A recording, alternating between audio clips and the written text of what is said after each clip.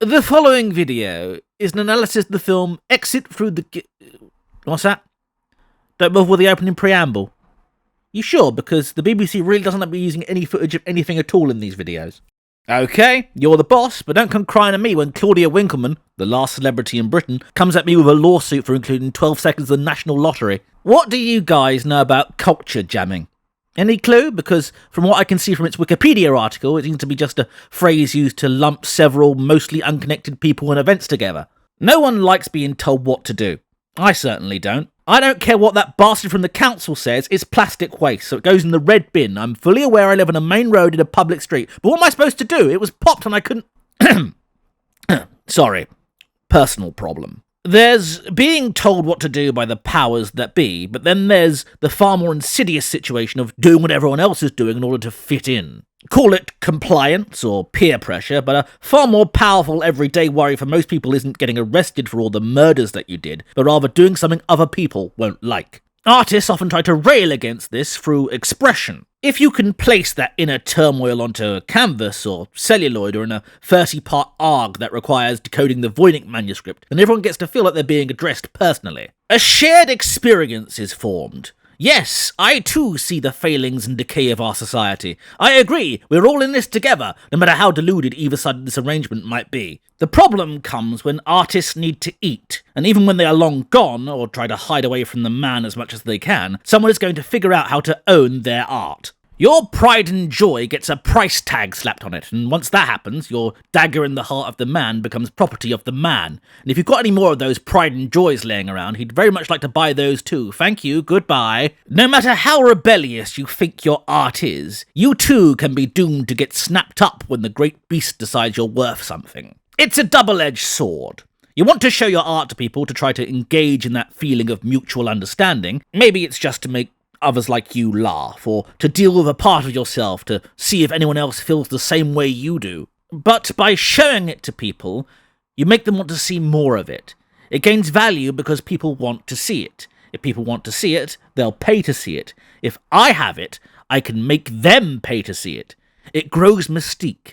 It becomes an object of worth. But then other people start to notice you're successful. They want what you have, and sure, maybe some follow because they see an opportunity to have the same personal demon cleansing that you had by creating your work, but there will definitely be some who see the money to be made. They see you not capitalizing on the grind and think to themselves, I could have that money. Hold on, I'm getting ahead of myself. You know down the road? Yeah, down the road from where you live. Those teenagers spray-painted that big cock on the wall, then they signed it. That's art, that is. Yeah, I know, it is. Fundamentally, it is expression. Admittedly, it's expressing, I think it would be rude for there to be a big cock on this wall here, but that is expression. Cope, sieve, mauled. No one was better at painting cocks on public walls than the mysterious Banksy. His cocks had nuance and pathos. A Banksy cock could have more social commentary in it than 6 months' worth of Moist Critical videos. The man still is the Leonardo da Vinci of wall cocks. I will stop saying cocks, I promise.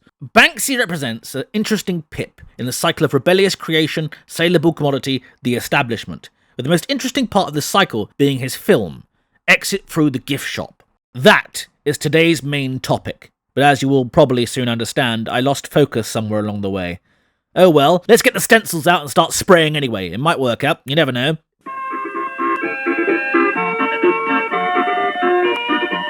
People have been writing and drawing in public places since, well, there's been public places. Case in point, we found humorous graffiti carved into the walls of the ruins of Pompeii. Here's a selection of ancient Roman classics I feel compelled to regale you with. All of these are real translations of phrases carved into the Pompeii ruins. Epaphra is not good at ball games. Defecator, make everything turn out okay so that you can leave this place. I screwed a lot of girls here. The one who buggers a fire burns his penis. And of course, the perennial favourite. Sorry. Weep, you girls, my penis has given you up. Now it penetrates men's behinds. Goodbye, wondrous femininity. I swear, the penis is end now. I swear, God's honest truth. Though, I think the most interesting piece of graffiti from Pompeii is one that seems to have been scratched into multiple parts of the ruins, including the amphitheatre. "Oh, walls, you have held up so much tedious graffiti that I am amazed that you have not already collapsed in ruin." This means that even in ancient Rome, people were already tired of this practice. This video is about grand artistic cycles. I did not know about this piece of graffiti before sitting down to research this video. I'm a very lucky man. History knew I was going to make this video and said, "You, my child, you shall have a huge smoking gun just fall into your lap like it's preordained by fate." Happenstance aside, public expression seems to be something we humans yearn for. There's plenty of examples in history, possibly even stretching back to the cave paintings, right up until maybe the Croatan carving, maybe? Definitely Killjoy and the What-No Chads. These little guys were drawn everywhere during the World Wars, often bemoaning the rationing. Yes, they are called Chads. Yes, they do look like Wojaks and Soyjaks. We are trapped in a closed circle. No one really looked at these images and phrases as anything more than vandalism until the 1990s or 2000s, and Banksy is commonly seen as the guy who bridged the gap between writing your name on a wall and art. That's not quite the story, though. There was already a street art community before Banksy, most notably in America's West Side. Banksy even admits he started because of a bloke from the band Massive Attack, who is presumably the dad of the main bloke from the Gorillaz. He brought American graffiti culture to Bristol. Banksy started out as a style writer. That is the kind of graffiti where you use freehand to write most likely your pseudonym, like Blades or Stabber or Knifey Jimbo. British graffiti culture being very much inspired by whatever was at hand. Oh yes, probably should mention, to this day there's no true confirmation of the real identity of the artist known as Banksy. That's why all the footage I have of him is of a dark, shadowy figure in a hoodie. Some people do know his identity, but so far they've kept genuinely quiet about it for at least 30 years now. He's like a VTuber. Anyway, Banksy found he kind of sucked at style writing, and so started creating his own stencil art before going out graffitiing, allowing him to make elaborate designs quickly so as not to get his collar felt by the plod. Arrested by the police. And the British graffiti community fucking hated it. They saw Banksy as a talentless hack, cheating at a craft they'd been working to perfect. "Oh, are you making a satirical depiction of this juxtaposition of love and war in modern society? Fuck off, you ponce, can't you see I'm misspelling cut with 3 T's? But Banksy's work was eye-catching, and while most of the establishment tried to get rid of it because it would ugly up those big grey cubes they've got us all living in, enough people saw the artistic merit in his work that Banksy's art started to become a sort of commodity. So Banksy starts getting recognised as a true artist. His graffiti, paintings and sculptures start to sell for silly money at top auction houses, and he gets held up by the community that once maligned him for bringing true appreciation to their art form. Do they balls? Banksy is now a sellout. He dared to make money off his art, you see, and therefore he's a bastard. Plus, while some people saw Banksy's art as truly worthwhile, there was still a large selection of the art critic community that thought Banksy's symbolism was on the nose and clumsy, failing to see it as any more than a flash-in-the-pan fad. Ah well, he's got his supporters, and he does still have his own little community. He's still plugging away at skewering the pop culture and society of the modern age, and I'm sure those big stacks of cash he gets from selling shredded versions of his old paintings makes the pain of rejection feel a little bit better. I'm not here to judge Banksy's art, but I know that's what you'll want to hear, so fuck it, I like it. Yes, he has the subtlety of a big elephant covered in wallpaper, but I think he's got that in-your-face swagger to pull it off. When you hear him speak, he seems very down-to-earth, often baffled by all the things that have happened to him. He lets his art speak for itself and holds no ill will towards anyone in the actual street art community, despite what they might say about him. Well, actually, that's not true. There is one bloke who's more than a little divisive for Banksy, and indeed the community as a whole, on both a professional and an amateur level. The subject of Banksy's first film effort, Exit Through the Gift Shop. It's a fascinating portrait of the street art scene, but perhaps it represents an even more interesting examination of a particular type of person, that of Thierry Guetta.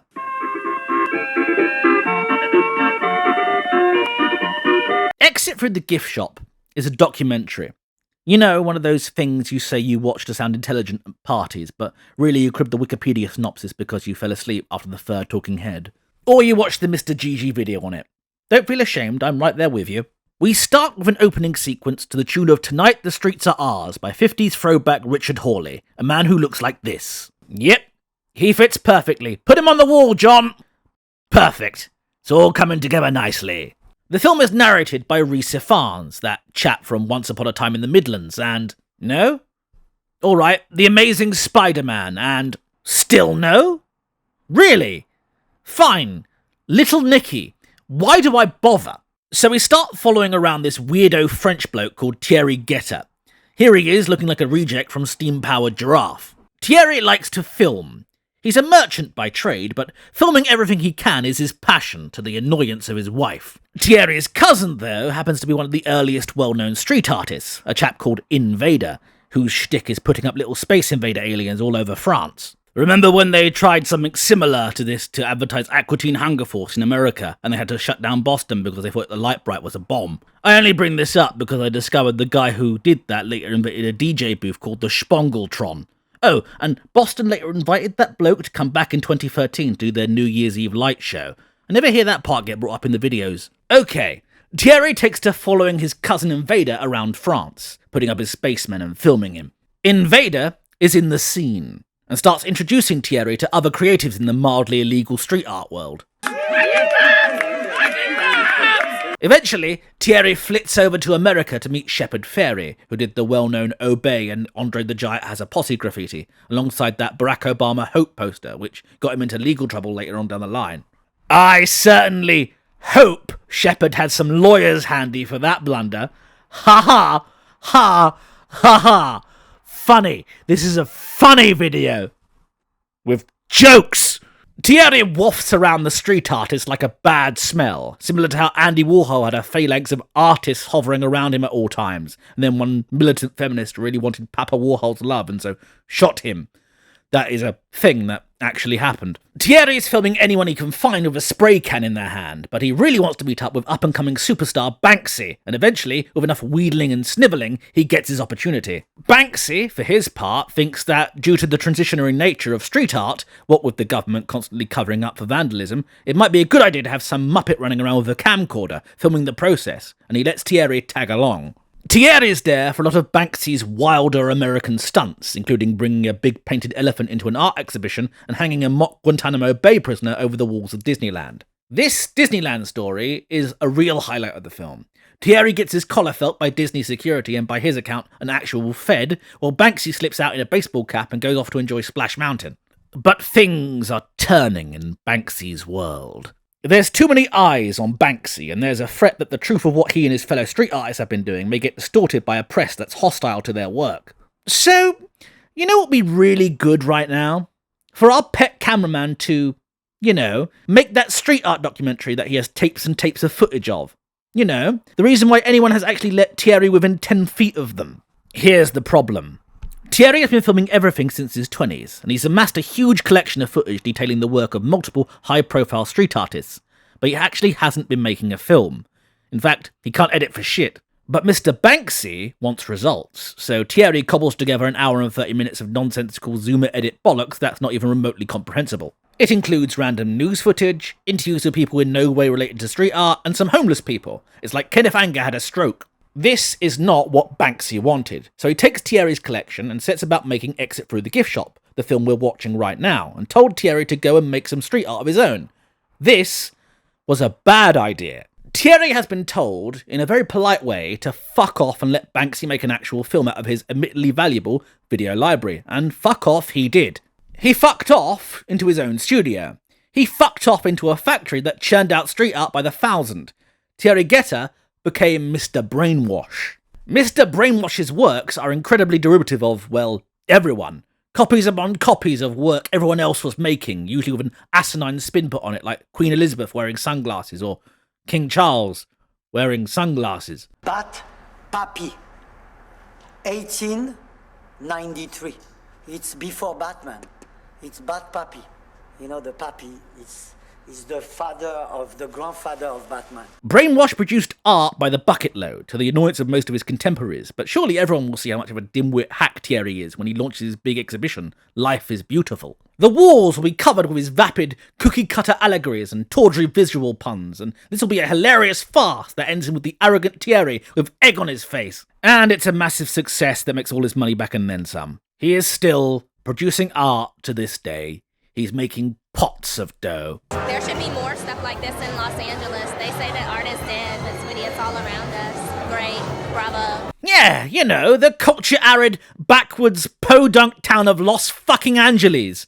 Actual people who actually live there say this. Banksy ends the film on a poignant note, saying he used to encourage everyone he knew to go and make art, to express themselves, to create their truth. But after Thierry, after Mr. Brainwash, he doesn't do that much anymore. Look, you can come away feeling pretty nihilistic about the state of art after watching this film. And, I mean, this was in 2010, the pre-TikTok and Fortnite world, where even something as irreverent and identity-defying as memes seems quaint and old-fashioned now. But I think the fact that the film itself is entertaining kind of goes against this pessimistic message. I mean, Thierry is such a comical buffoon, an over-eager moron hanging off the coattails and goodwill of much better artists. He is the finest distillation of the snivelling, talentless hack, so jumped up and arrogant about being the next big thing, with an ego rivaled only by comedy characters like Alan Partridge or Miss Piggy. He's so teeth-grindingly entertaining to watch flounder about. You know, maybe he is a little too perfect. Can someone really be this much of a fuck-up, but actually put together an event that people will actually come to? Even if he is a prima donna who has his minions do most of the work while he talks to the press? Well, actually...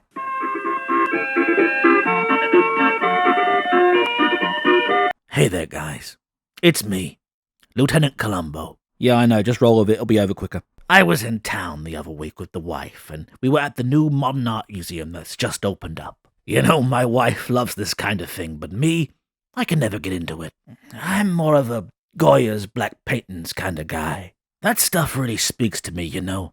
Reminds me of my home dimension. Anyway, the wife gets all worked up about this Banksy guy. Wants to know what's going on in there, who he is, and all that jazz.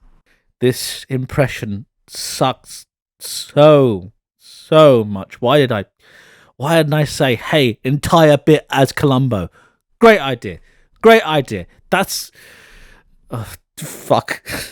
And, well, I love my wife, so of course I use my detective skills to find out. You know, I found out pretty quick. He's the Grim Reaper.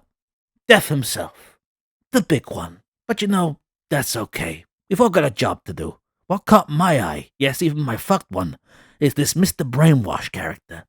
See, this Banksy guy's got a history of doing these little tricks on people. Elaborate ones, too. This is fucking Silvio Dante! Just when they thought I was out, they pulled me back in. Guy went to the Gaza Strip during the height of the conflict over there to do some of his little paintings on a big wall. This guy's a real art prankster here. I think this video's already talked about him going to Disneyland and displaying a torture victim scarecrow where all the little kiddies and Goofy can see it. See, Banksy can play the long con. He can take a while to build up his little plan to do stuff no one thinks he's capable of.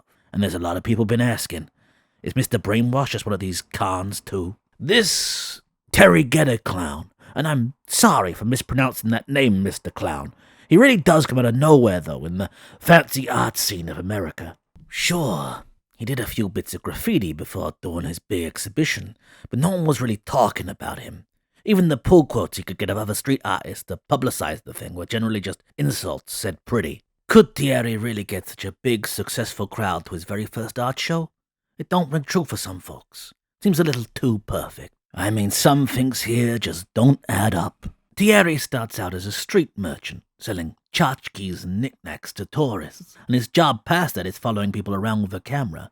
His front is that he's doing a documentary, so he's more likely paying the guys he's filming rather than getting paid by them. So why come he able to do this big show in LA? Hire all these people, get all this work out, even when he's already burnt most of his bridges by being a little weirdo no one wants to work with. I gotta tell you, this Thierry, he's a funny guy, but like I said, he's a little too perfect. Especially as Mr. Brainwash ends up like this to make a perfect skewering of the vapid, ignorant art community that would be perfect for a moral of a film by Banksy. It plays right into the guy's skeletal hands. Now it's fucking D.I. Fowler! My God! But here's the thing that makes this old lawman scratch his head. If Thierry is a Banksy/Shepard Fairey art project, this art project's taken ages to realize, and it's still going. Exit Through the Gift Shop comes out in 2010. There's a trailer for Gedder's Life Remote Control hanging around YouTube from 2006. meaning if this is all some kind of hoax, it was in the works for at least 4 years before it saw the light of day. Couple that with the footage in the film that shows a very young Terry Gedder, without his silly steampunk mustache, means that at least some of Thierry's film archive is real. How much? Who's to say? Maybe these are some home movies and the guy wasn't the compulsive shutterbug the film makes him out to be. Plus, Mr. Brainwash is still making art and doing exhibitions long after the film's been over and done with for a decade and change. If he's a joke, then no one's got the big hook to pull the guy off stage. People still argue about how real Exit Through the Gift Shop is to this day, and I gotta tell you, I'm a little stumped. Truthfully, I think the facts fall somewhere in the middle.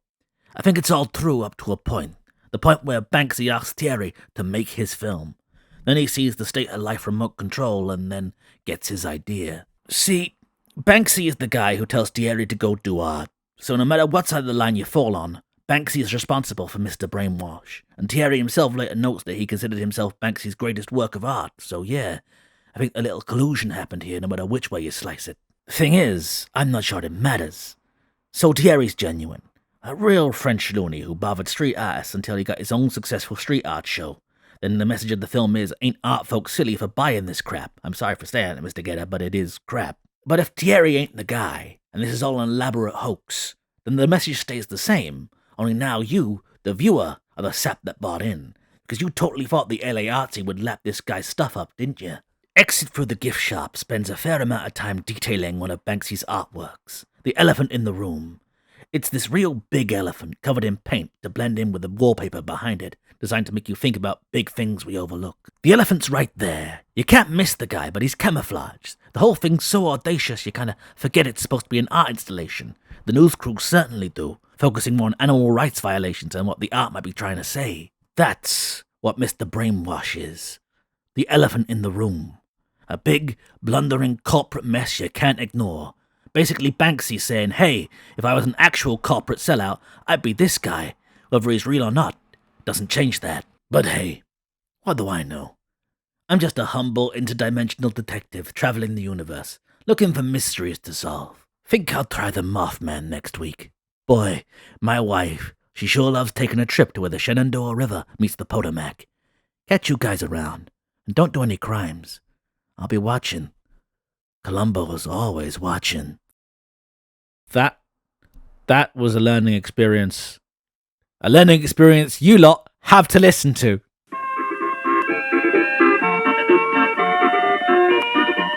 Lieutenant Columbo there. Yes, that was really him. What a nice eldritch abomination. Banksy, according to Wikipedia, is a culture jammer. Something Wikipedia describes as, well, anyone who does a thing. Seriously, by Wikipedia's definition, that bloke who went to Japan and got arrested for being an annoying arsehole is a culture jammer. And I'm pretty sure they were trying to mean something different from going to public places and being a racist. If that's the case, my Uncle Beric's a culture jammer, and the only culture he knows is the athlete's foot he's got growing between his toes that he caught from standing in the sea at Brighton Pier, trying to send the boats back. Fundamentally, though, I think culture jamming is supposed to be about making a statement. Usually about consumerism or societal norms, and I'm not 100% sure Banksy falls under that umbrella. Banksy came from the grassroots, from a community that was treated more like criminals than artists, and he's particularly disliked by people both inside the culture and out of it. I'm not sure we really know what culture Banksy is actually railing against. It might be all of it. I also don't get what makes Banksy an outsider artist, except for maybe where he chooses to exhibit his art. Is it the reuse of traditional art and images to create new works? No. Marcel Duchamp's LHOOQ. Is it the public nature of his works that allow anyone to see it? No, the British government holds a competition for artists, many of them non-traditional, to fill the fourth plinth around Nelson's column with whatever they desire. Can't get more public than one of the most high foot traffic areas in the country. Is it the anti-establishment message railing against everything from the royal family to corporations? Nope, I'm pretty sure every kids film I watched as a kid either said corporation bad or that chosen by God is a pretty bad way to run a civilization. It seems the only thing that separates Banksy from artists is legality.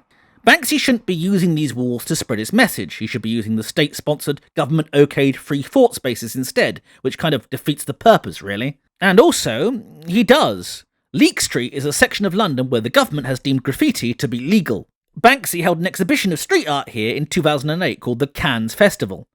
Get it? Cannes, spray paint cans, the Cannes Film Festival. It's an art joke. You'll only get it if you've done 30 years of liberal arts college and lost the ability to feel real emotions. Whenever anybody discusses the arts, we use these words to lump groups together, but in reality, it's all artificial, especially with the democratization of art in the internet age. Yes, I know, if you're doom-scrolling TikTok, you'll be forgiven for thinking art is dead, and there's a billion 12-year-olds that are propping up its corpse as a trophy over how they live in a world of AI and don't have to think anymore. Oh, and about a million 40-year-olds who really want to get into groups with those 12-year-olds for really horrible, horrible reasons. But actually, good stuff that makes you think is still being made. For every Damien Hirst cutting another animal in half because, well, that's how he makes money now, there's a Ken Curry, or a Tom York, or even a Sad World, or a Quentin Smeres, or a Cruelty Squad putting out cool shit that are using techniques both modern and classic and everything in between. Art is never the mainstream. It'll flirt with it, sure. The cacophony needs to be fed. Disney must grow. Banksy has to do the Simpsons couch gag every once in a while, but that doesn't boil down or cheapen the actual work they actually do. Exit Through the Gift Shop shows us Mr. Brainwash, a man who embodies art as a commodity. Art once it becomes the culture, and that pipeline of fringe oddity to what everyone wants is getting quicker and quicker as time goes on, and we all become more connected. But that shouldn't stop you. It didn't stop Banksy, and it cannot stop Terry Gedder. So don't focus on him. Laugh at him. Let him make his obnoxious loud clown noises, if indeed that he's even a real person. Focus on the guy in the shadows, because the machine needs him. It's looking for him, and even if it claims him, there'll be another one along in a minute. That's what all this modern AI stuff is about, if I may go off script a little bit here. AI is corporations trying to solve the part of their machine that they previously had no answer for. They have this huge hole in their workflow that requires people, that requires Banksys and artists and that. But AI gives them hope that there may be a way to get around that. The thing that's always funneled them in, that stopped them being the overwhelming force that they want to be. But I don't think it can properly replace that, because all it's doing is imitating. And we've had people imitating artists before. In fact, culture's full of them. AI is not going to be the thing that takes away our soul. Well, as long as we don't throw in the towel. As long as someone's still fighting, as long as somebody's still painting or creating or doing a TV show or making a YouTube series about random pieces of art they find and waffling on about them for ages without a script because we really should have scripted this out and it's just come into my head right now, oh dear. As long as somebody's doing that, yes, I'm including myself in this, so shut up. As long as somebody's doing that, well, they haven't won yet, have they? And they'll come crawling back. They always do.